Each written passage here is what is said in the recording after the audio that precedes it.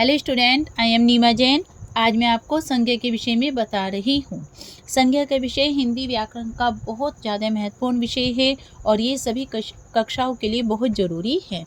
इसके साथ साथ आजकल के जितने भी कंपटीशन एग्ज़ाम हो, CTET हो, UP TET हो या कांस्टेबल का हो, किसी का भी एग्ज़ाम हो, सब में ये बहुत ज़्यादा काम आता है। इसकी परिभाषा समझिए। किसी व्यक्ति, वस्तु, स्थान या भाव आदि के नाम को संज्ञा कहते हैं अथवा नाम शब्दों को संज्ञा कहते हैं। यह परिभाषा बहुत छोटी सी है, इसको किसी भी रूप में लिख सकते हैं, परंतु जो इसकी मुख्य परिभाषा यही है कि किसी व्यक्ति का नाम हो, किसी भी वस्तु का नाम हो, स्थान का या भाव आदि का नाम हो, उसी संज्ञा कहते हैं। इसलिए हम इसको क्या कहते हैं? नाम शब्दों को संज्ञा कहते हैं। संज्ञा के भेद, कई बार कहते हैं संज्ञा के भेद बताइए। कंपटीशन एग्जाम में इस तरह से बहुत आते हैं डाउटफुल क्वेश्चन। कई बार ये पूछ लेते हैं कि संज्ञा के प्रकार बताइए। बच्चों, संज्ञा के मुख्य रूप से 3 भेद होते हैं: व्यक्तिवाचक, जातिवाचक, भाववाचक।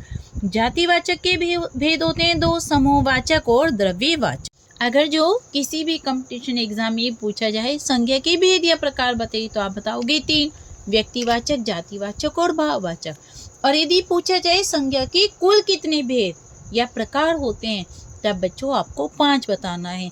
तब कुल में ये दोनों जातिवाचक के भेद हैं, परंतु कुल में ये संज्ञा के भेदों में ही काउंट होंगे।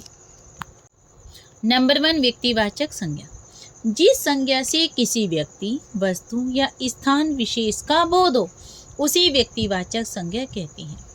बच्चे, इसमें आपको समझना है कि यदि किसी एक विशेष व्यक्ति के बारे में, विशेष लगे घर के साथ, या किसी विशेष वस्तु के और किसी विशेष स्थान के बारे में बता रहे हैं, तो उसी व्यक्तिवाचक संज्ञा कहते हैं।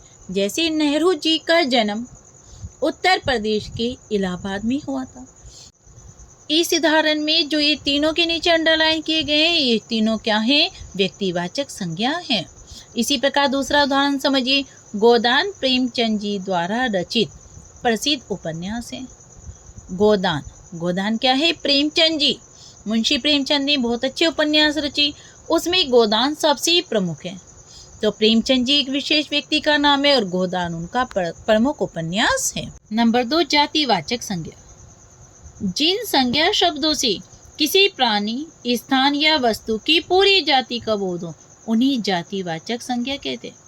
बच्चे, यदि किसी विशेष व्यक्ति, विशेष वस्तु या विशेष स्थान का नाम हो, तो वो हुआ व्यक्तिवाचक संज्ञा।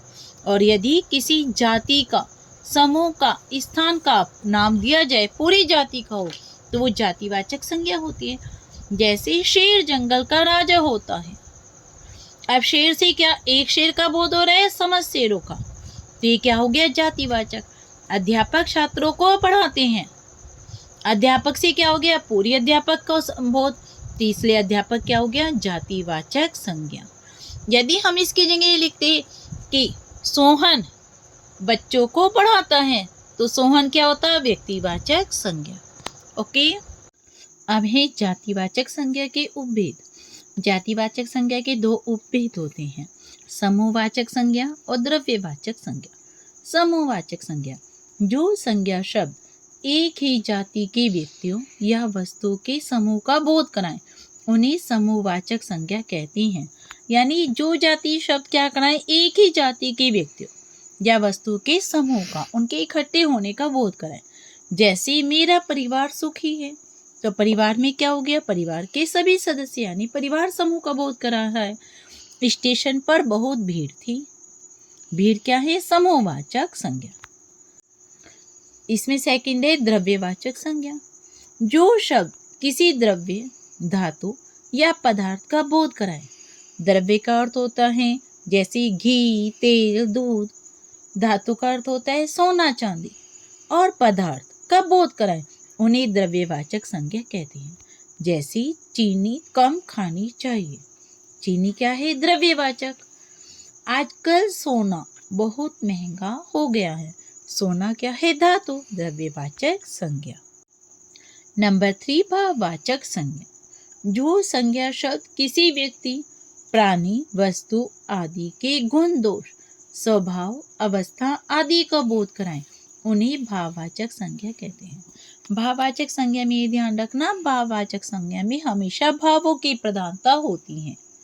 व्यक्ति, प्राणी, वस्तु, किसी का भी गुण हो, दोष हो, स्वभाव हो, अवस्था, उनके गुणों का बोध कराए या दोषों का, उन्हें भाववाचक संज्ञा कहते हैं। जैसे राम बचपन से ही पढ़ाई में अच्छा है, तो बचपन क्या है उसका भाववाचक।